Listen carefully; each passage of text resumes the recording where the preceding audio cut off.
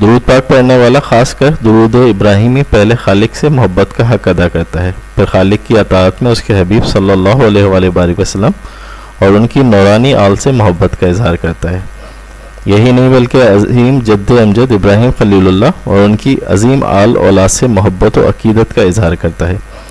اور ان کے لیے رحمت و برکت کی اور درود و سلام کی دعا کرتا ہے۔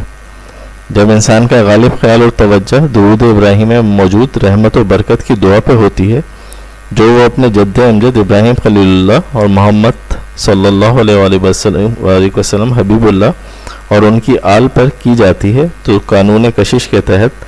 انسان اللہ سبحانہ و تعالیٰ کی رحمت اور برکت کو اپنی زندگی میں پانا شروع کر دیتا ہے۔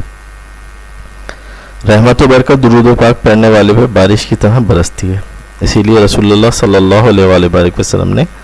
حضرت کعب رضی اللہ تعالیٰ عنہ کو بتایا تھا کہ ہر وقت درود پاک